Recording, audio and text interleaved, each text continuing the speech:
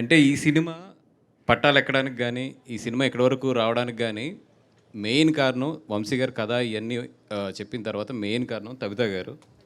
Yeah! ఎందుకంటే ఈవిడ లేకపోతే ఈ సినిమా లేదు. నేను సుకుమార్ గారితోని ఇట్లా ఒక కథ విన్నాను.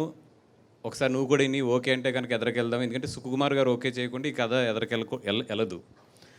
సరే ఆయనేమన్నారంటే నాతో పాటు నా వైఫ్ కూడా వింటుందని చెప్పి ఆవిడని కూడా కూర్చోబెడితే నాకు ఫస్ట్ ఏంటంటే ఎంత ఎక్స్పీరియన్స్ ఉంది ఒక కథను జడ్జ్ చేయడంలో, లేదంటే కనుక ఎలా వింటారు, రేపొద్దున ఈవిడ ఒపీనియన్ ఎలా ఎలా ఉంటుంది, నాకు కథ బాగా నచ్చింది, గమ్మున సుక్కు మీద ఆవిడ ఇన్ఫ్లుయెన్స్ ఏమైనా ఉంటుందా, ఇంత భయంతో నేను ఓకే అన్నాను.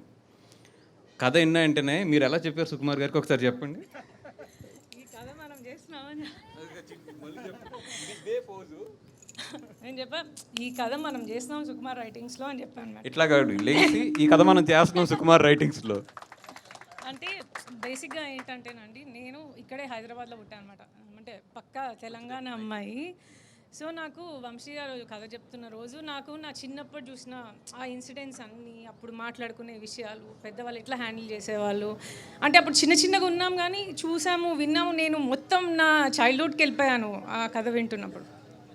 సో నేను ఏం చెప్పానంటే, నీకు అది కనెక్ట్ అవుతున్నావో లేదో బేసిక్గా, కానీ నేను తెలంగాణ అమ్మాయి కాబట్టి నేను చాలా కనెక్ట్ అయిపోయాను ఈ సినిమాకి. మనం ఎలా అయినా చేయాలి సుకుమార్ రైటింగ్స్లో ఈ సినిమా, మనం చేస్తున్నాం అంతే అని చెప్పాను అనమాట. సో వంశీ చాలా బాగా రాసుకున్నారండి క్యారెక్టర్స్, ఆ ఎమోషన్స్. నాకు వంశీ గారు కథ చెప్తున్నప్పుడు ఇట్లా అన్ని విజువల్స్ పడతా ఉండే అనమాట. నేను అదే ఇవాళ పోస్టర్ కూడా చూసి ఎంత హ్యాపీగా ఫీల్ అయ్యానంటే, నా విజువల్లో ఉండింది అంటే ఇలా ఉంటుందేమో సినిమా బయటకు వస్తే, ఆడియన్స్ ఇలా ఫీల్ అవుతారేమో చూసినప్పుడు. కానీ నేను ఇంత గొప్పగా అంటే చూడలేదు, ఇమాజిన్ చేయలేదు పిక్చర్ కానీ, బట్ ఇవాళ పోస్టర్ చూస్తే నాకు చాలా హ్యాపీగా అనిపించింది. డెఫినెట్గా మీరు అందరూ ఈ సినిమాకి కనెక్ట్ అవుతారు.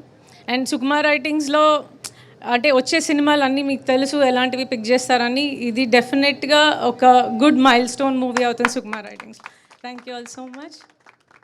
అంటే నా బిలీఫ్ ఎప్పుడూ ఒకటే ఉంటుందండి, కథ బాగుంటే, అంటే చాలాసార్లు ప్రూవ్ అయింది కూడా ఇది, కథ బాగుంటే దానికి బౌండరీస్ ఎప్పుడూ ఉండవు. ఇది ఎంత మంచి కథ అంటే ఈ కథ తెలుగు లాంగ్వేజ్లో సబ్ టైటిల్స్ వేసి ఇచ్చినా కూడా బీహార్లో కూడా ఆడుతుంది ఈ కథ. Super sir. అంత మంచి కథ. ఎందుకు ఇంత మంచి కథ అంటే ఇది సింపుల్, ప్రతి ఇంట్లోని కూడా కామన్ ప్రాబ్లం ఒకటి ఉంటుంది. అది మన పెళ్ళి అయిన వాళ్ళు అందరికీ తెలుసు. ప్రతి ఇంట్లోని కూడా కామన్ ప్రాబ్లం ఏంటంటే, ఇప్పుడు చెప్పు, ఆ రెండు క్యారెక్టర్లలో ఒక క్యారెక్టర్ వచ్చింది కాబట్టి రెండో క్యారెక్టర్ వచ్చినప్పుడు అది రివీల్ చేస్తాం, అది అందరం కూడా కనెక్ట్ అవుతాం. నేను సింపుల్గా చెప్పేది ఒకటి ఏంటంటే, ఈ సినిమా రిలీజ్ అయిన తర్వాత మాత్రం అమ్మాయి అయితే వాళ్ళ అత్తమామల్ని తీసుకుని థియేటర్కి వెళ్ళండి, అబ్బాయి అయితే మాత్రం వాళ్ళ అత్తమామల్ని తీసుకుని విడిగా థియేటర్కి వెళ్ళండి. బయటకు వచ్చినప్పుడు మాత్రం మీ అత్త మీ చేతులను పట్టుకుంటుంది, అలాగే అల్లుడి చేతులు మామగారు పట్టుకుంటారు. అంతవరకు అయితే మాత్రం నేను చెప్పగలను ఈ కథని. అంటే పర్లేదు ఓకే. అంటే ఇన్ని కంచులు ఇక్కడ, ఒక మామూలు కంచులు కాదు. వీళ్ళందరినీ పెట్టి సినిమా తీస్తానంటే ఫస్ట్లో ఏంటంటే వీళ్ళందరూ అసలు ఎప్పుడు వస్తారు, వీళ్ళందరూ కూడా యాజ్ వాళ్ళ దీంట్లో చాలా చాలా బిజీ ఉన్నారు, వీళ్ళందరినీ కూడా ఒక దగ్గరికి ఎలా తీసుకొస్తాము, వీళ్ళందరినీ డేట్లు ఇవన్నీ ఎలా ఒప్పిస్తాము అంటే, వంశీ గారు ఒక్కొక్కరిని పిలిచి కథ చెప్తుంటే ఒక్కొక్కళ్ళు ఒకటే, ఈ క్యారెక్టర్ గురించి మేము అవసరమైతే మిగతా సాక్రిఫైస్ చేసుకున్నా మేము వస్తామండి, ఈ క్యారెక్టర్స్ మాత్రం మేము చేస్తున్నాం అని చెప్పి మొత్తం లేడీస్ అందరూ కూడా వాళ్ళు చాలా చాలా బిజీ ఉంటారు వాళ్ళ సోషల్ మీడియా లైఫ్లో కానీ, లేదంటే వాళ్ళ మొత్తం అన్ని పరంగాని అందరూ కూడా ఎదురుకొచ్చి ఈ సినిమాని నిజంగా చెప్తున్నా, నేను ఎంత ఇస్తే అంత తీసుకుని చేస్తున్నారు వీళ్ళందరూ కూడా. నిజంగా హ్యాట్స్ ఆఫ్ టు ద, అది ఏంటంటే కథ ఈరోజు మాట్లాడేది నిజంగా అంత మంచి కథను వంశీ తీసుకొచ్చాడు. Vamsi all the best.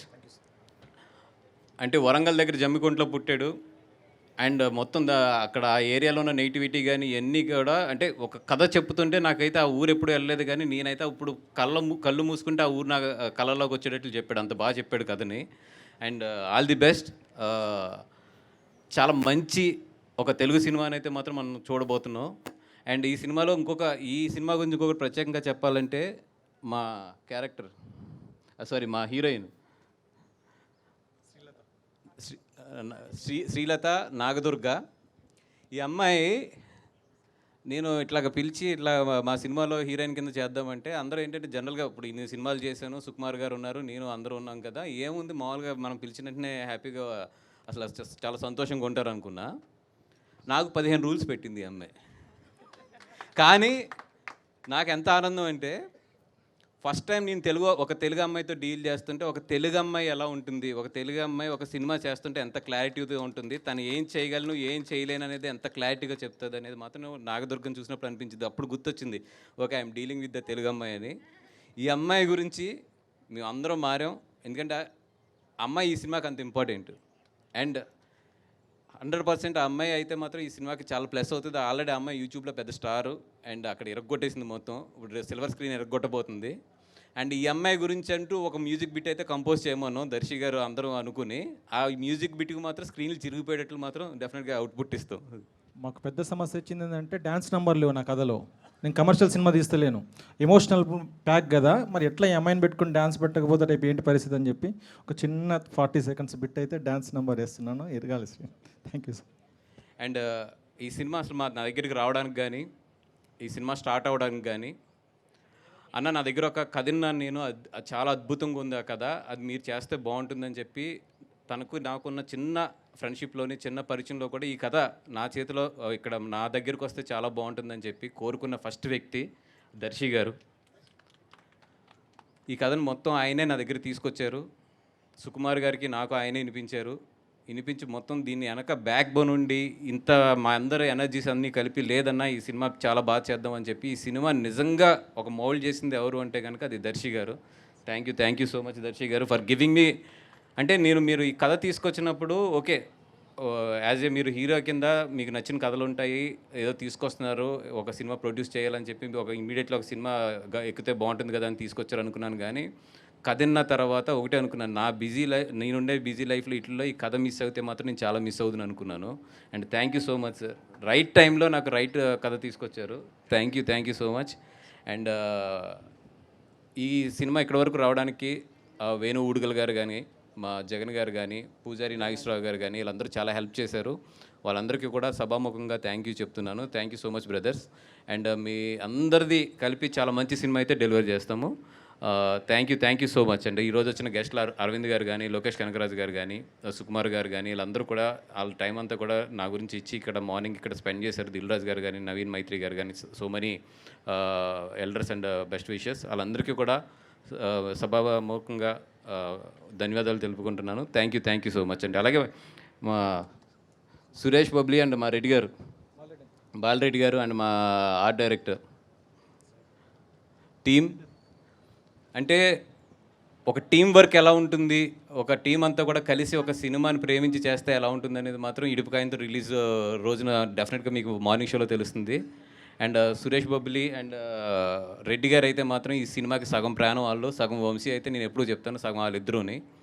మీరిద్దరు ఎంత కుమ్మితే అంత బాగా వెళ్తుంది మొత్తం టీం అంతా కూడా.